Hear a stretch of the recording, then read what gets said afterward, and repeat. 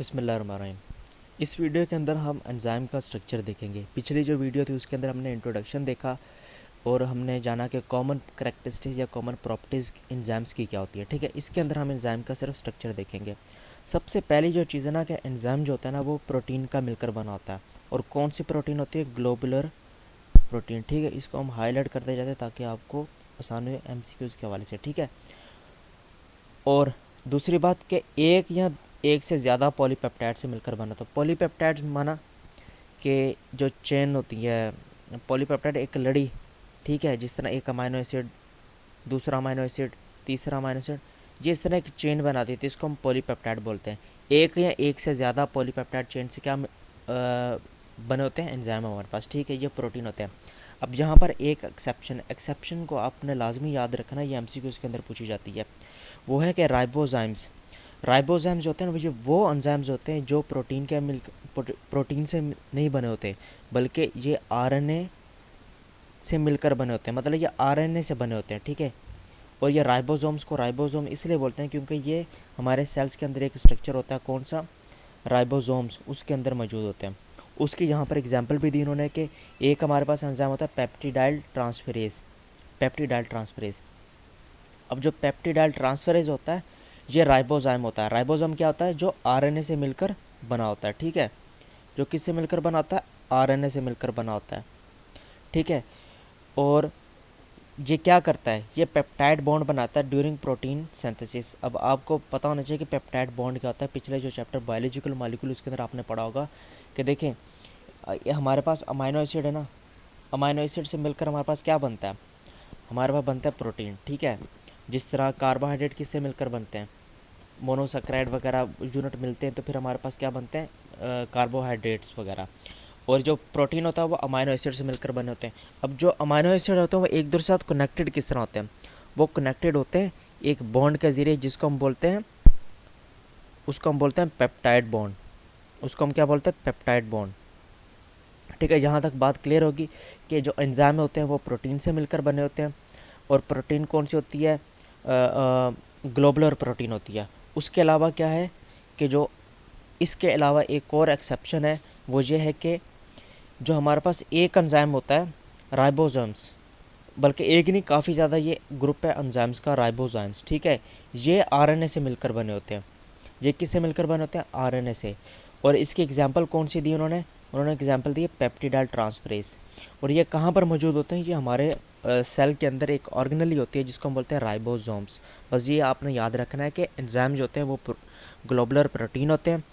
ठीक है, और उसके अलावा क्या करते हैं? ये एक या एक से ज़्यादा पॉलीपेप्टाइड से मिलकर बने होते हैं। एक या एक से ज़्यादा पॉलीपेप्टाइड से मिलकर बने होते हैं। और इसके अलावा जो राइबोजाइम्स होते हैं ये ऐसे एंजाइम्स होते हैं जो RNA से मिलकर बने होते हैं, जो कि प्रोटीन से मिलकर नहीं बने होते। जैसे एज़ यूजुअल मोस्टली जो एंजाइम होते हैं वो सभी हम कहते हैं कि एंजाइम बने ही प्रोटीन से होते हैं, लेकिन कुछ एक्सेप्शन है, वो है राइबोजाइम्स की। ठीक है, और इसकी एग्जांपल कौन सी? पेप्टिडाइल ट्रांसफेरेज, जो क्या करता है? अमाइनो एसिड को जोड़ने का काम करता है, पेप्टाइड बॉन्ड बनाता है। ठीक है, अब इसके बाद हम आते हैं shape of the enzymes and component of active site. ठीक है, ये हम देख लेते हैं वाइट बोर्ड के ऊपर। देखिए, जो हमारे पास हमने शुरू से ये पढ़ा कि एंजाइम होता है, ठीक है, उसके साथ सबस्ट्रेट बाइंड करता है। ठीक है, सबस्ट्रेट जो होता है वो कन्वर्ट हो जाता है प्रोडक्ट के अंदर और एंजाइम अपनी असली हालत के अंदर ही वापस मिल जाता है। ठीक है, अब जो सबस्ट्रेट होता है वो बाइंड करता है एंजाइम के साथ। अब जो सबस्ट्रेट होता है एंजाइम के साथ बाइंड करता है वो एक ख़ास जगह होती है। जिस तरह ये देखें, ये एक एंजाइम है ना हमारे पास, ये क्या है हमारे पास? एंजाइम, और ये है सबस्ट्रेट। ठीक है, अब ये जो सबस्ट्रेट होगा ना, ये एंजाइम के ऊपर एक ख़ास जगह पर ही बाइंड करेगा। ऐसा नहीं होगा कहीं पर भी जाकर बाइंड हो जाए। वो जो ख़ास जगह होती है हम उसको बोलते हैं एक्टिव साइट। उसको हम क्या बोलते हैं? Active site. जो एक्टिव साइट होती है अमाइनो एसिड से मिलकर बनी होती है। किससे मिलकर बनी होती है? अमाइनो एसिड से होती है। और हमने पीछे प्रॉपर्टीज़ के अंदर पढ़ा कि जो एंजाइम होता है वो स्पेसिफिक होता है सबस्ट्रेट के लिए। वो जो एंजाइम को स्पेसिफिक बनाती है ना सबस्ट्रेट के लिए, वो भी एक्टिव साइट ही होती है।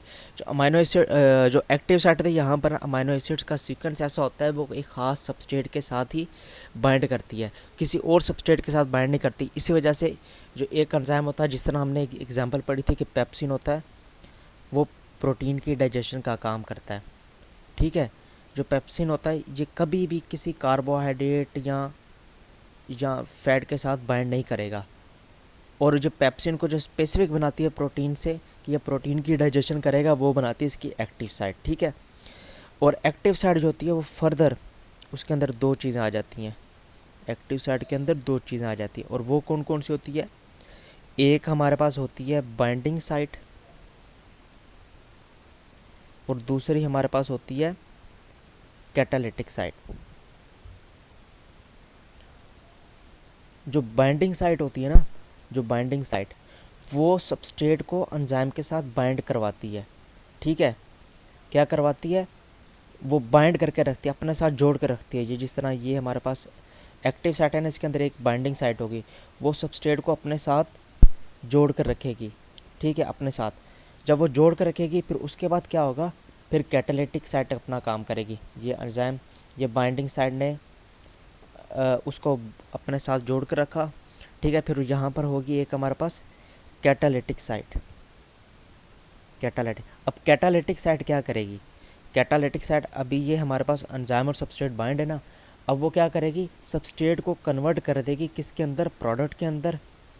ठीक है, और एंजाइम को अलग कर देगी। सही, इतना सा इनके अंदर फ़र्क है। एक्टिव साइट जो होती हैं वो दो तरह की होती हैं। एक्टिव साइट में हमारे पास दो चीज़ें आ जाती है, एक बाइंडिंग साइट होती है और एक होती है कैटालिटिक साइट।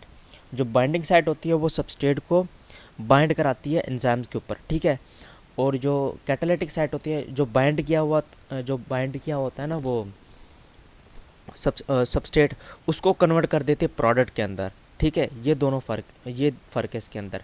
होते ये दोनों एक्टिव साइट के अंदर है। और मैंने आपको बताया कि जो अमाइनो एसिड होती है, जो एक्टिव साइट होती है, अमाइनो एसिड से मिलकर बनी होती है, और हर एंजाइम के अंदर एक ख़ास सीक्वेंस होता है अमाइनो एसिड्स का, जो कि इसको स्पेसिफिक बनाती है सबस्ट्रेट से। ठीक, अब आपकी किताब के ऊपर देख लेते हैं। ये देखें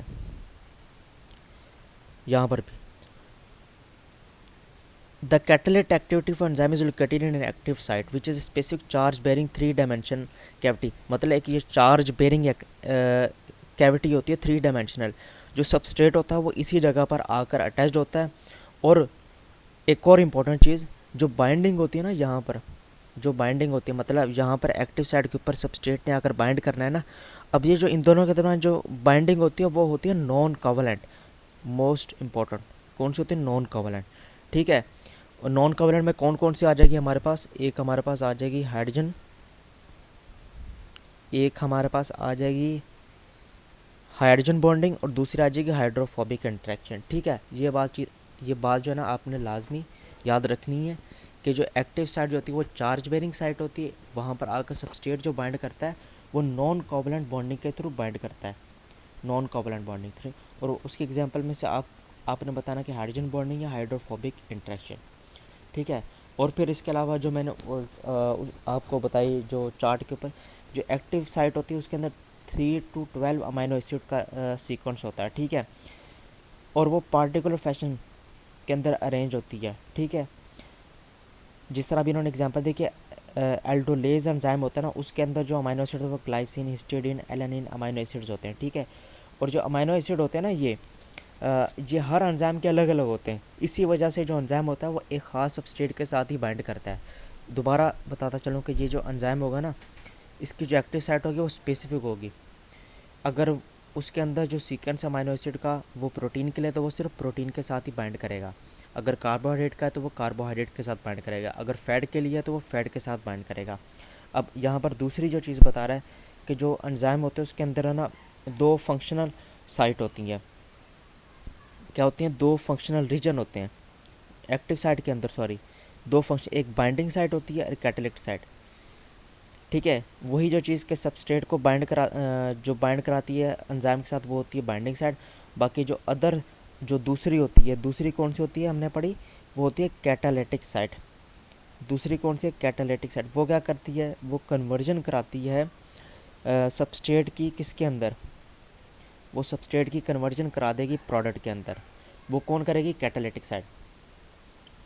अब दोबारा यहाँ पर वो दूसरी चीज़ बता रहा था, जो शेप होती है ना इसकी एक्टिव साइट की, is designed according to the substrate, therefore only particular substrate can attach to the active site, however sometimes related substrate can also bind to the।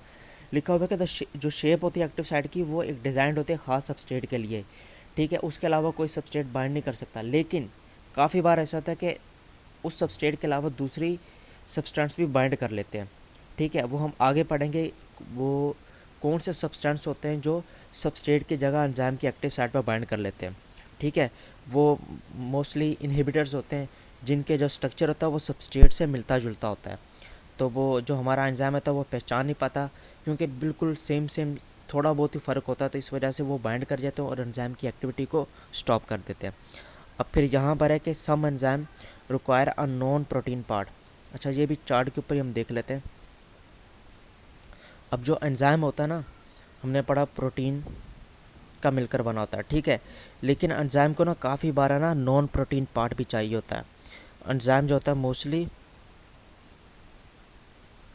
किससे मिलकर बना होता है? प्रोटीन पार्ट का, ठीक है, काफ़ी बार इसको नॉन प्रोटीन पार्ट भी चाहिए होता है, नॉन प्रोटीन पार्ट भी चाहिए होता है इसको, ठीक है।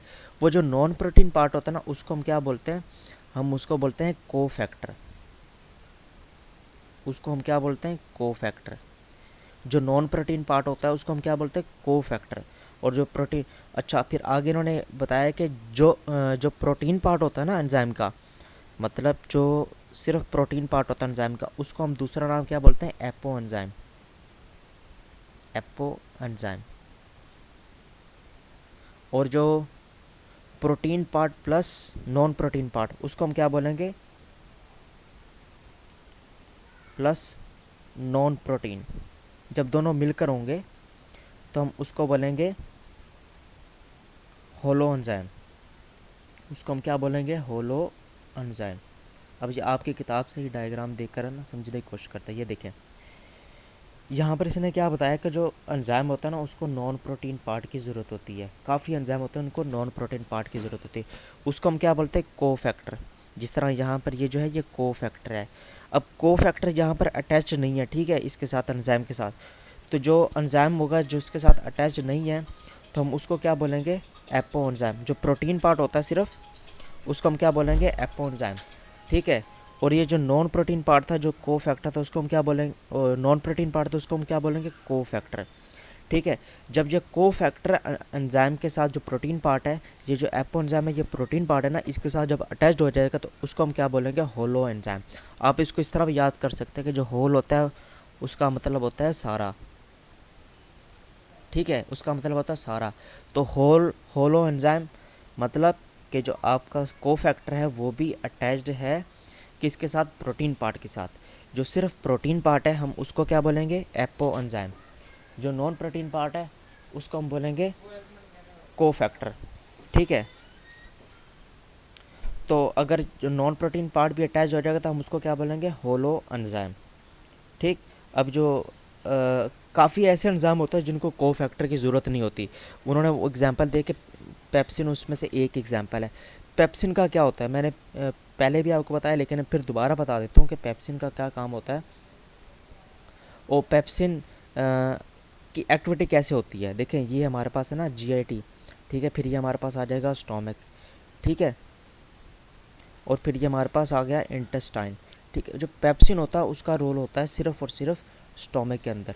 कहाँ पर होता है? स्टोमक के अंदर, ठीक है। जो हमारी स्टोमक की वाल होती है वो क्या रिलीज़ करती है? हमारे पास पेप्सिन रिलीज़ करती है, ठीक है। क्या करती है? पेप्सिन रिलीज़ करती है। सॉरी, पेप्सिन रिलीज़ नहीं करती, वो पेप्सिनोजन रिलीज़ करती है। पेप्सिनोजन जो होता है वो इनएक्टिव फॉर्म होती है पेप्सिन की। क्या होती है? वो इनएक्टिव फॉर्म होती है पेप्सिनोजन की, ठीक है। अब ये जो पेप्सिनोजन होता है ना इसके ऊपर एक ना अदर मॉलिक्यूल अटैच्ड होता है। जब वो मॉलिक्यूल हटता है ना तो फिर ये कन्वर्ट हो जाता है पेप्सिन के अंदर जो इसकी एक्टिव फॉर्म है। अब ये कैसे हटता है? ये हटता है जब जो हमारा स्टोमक होता है वो एसिड रिलीज़ करता है। जब वो एसिड रिलीज़ करता है ना HCl, तो क्या होता है? पेप्सिनोजन के ऊपर जो वो एक एडिशनल मॉलिक्यूल होता है वो हट जाता है और पेप्सिनोजन कन्वर्ट हो जाता है पेप्सिन के अंदर। ये अपना रोल प्ले करना शुरू कर देता है स्टोमक के अंदर, और इसका रोल क्या होता है? प्रोटीन की डाइजेशन। आपसे ये MCQs में पूछा जा सकता है कि जो पेप्सिन होता है उसका इन्वायरमेंट कौन सा था वर्किंग, तो वो इन्वायरमेंट होता है वर्किंग उसका एसिडिक। ठीक है, अभी अगली वीडियो के अंदर हम देख लेते हैं कोफैक्टर क्या होते हैं। ठीक है।